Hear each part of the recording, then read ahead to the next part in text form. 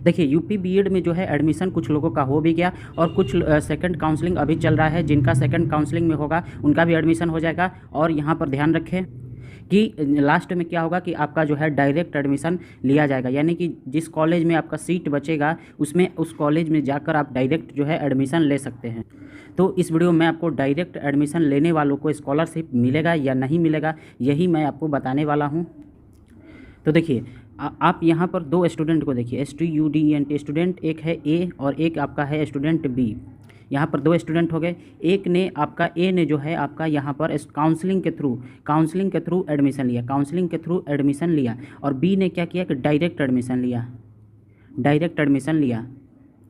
अब ए ने जो एडमिशन लिया है काउंसलिंग के थ्रू, तो यहाँ पर जो काउंसलिंग के थ्रू एक तरह से कह सकते हैं, क्योंकि ये बुंदेलखंड यूनिवर्सिटी के पास ही पैसा जाता है, जो ए का जो 52,000 यानी कि जो प्राइवेट फीस है 82,000, प्राइवेट फीस कितना है 2 साल का है 82,000।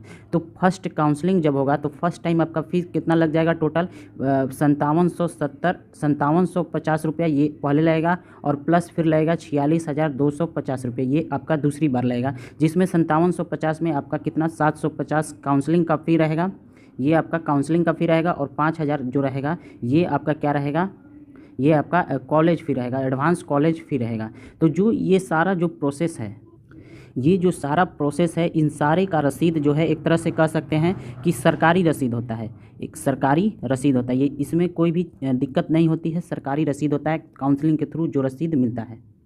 और जब आप डायरेक्ट एडमिशन लेंगे तो जो मान लीजिए कि आपको फ़ीस भले ही कम लगेगा, यहाँ पर आपको 82,000 लग रहा है, तो यहाँ पर दोनों ही प्राइवेट कॉलेज हैं, ए और बी दोनों ही प्राइवेट कॉलेज में लेते हैं, तो जो नॉर्मल फ़ीस रहना चाहिए था वो है 82,000। ये आपका जो बुंदेलखंड यूनिवर्सिटी के द्वारा जो रखा गया है, यानी कि कह सकते हैं एक तरह से सरकारी प्राइवेट फ़ीस रखा गया है, तो ये कम हो जाता है अगर आप डायरेक्ट एडमिशन कॉलेज में बात करके लेते हैं। तो अगर मान लीजिए 70,000 से लेके मान लीजिए कि कुछ भी रहता है 50,000 60,000 70,000 जो भी रहता है, यहाँ पर 70,000 हम मान लिए कि एक फ़ीस है 70 है। तो अब आप क्या करेंगे, इस 70,000 को कॉलेज वाले को जो है पहली बार जो है 20,000 देंगे, फिर आप 20,000 देंगे, ऐसे ऐसे करके देंगे, तो अलग अलग आपको जो है रसीद दिया जाएगा। जब आपका स्कॉलरशिप के लिए अप्लाई करेंगे, जब आप अप्लाई करेंगे तो उस समय क्या होगा कि आपको एक जो 52,000 जो फ़ी रसीद है, प्राइवेट कॉलेज है जो कि आपका, तो जो फ़ी रसीद है ये आपका 52,000 का मांगेगा। तो ये आपका यहाँ पर तो आपका शुरू में ही आपका फ़ीस रसीद जो 52,000 का है ये आपका लग जाएगा। जो आप फ़ी रसीद देते हैं उसी के हिसाब से आपका जो है स्कॉलरशिप आता है। हालांकि जो बी ने डायरेक्ट एडमिशन लिया है, तो जिस कॉलेज में बात करके जिस कॉलेज में उन्होंने बी ने एडमिशन लिया है वहाँ पर भी वह पूछ सकते हैं कि क्या हमारा स्कॉलरशिप मिलेगा या फिर नहीं मिलेगा। और ये जो फ़ी रसीद की बात आती है, जब भी स्कॉलरशिप के लिए अप्लाई करेंगे तो फ़ी रसीद देना होता है, और वो फ़ी रसीद हमें कैसे मिलेगा, सारा प्रोसेस जो है आपको यहाँ पर पूछ लेना है, ताकि आपको जो है 100% स्कॉलरशिप मिल सके।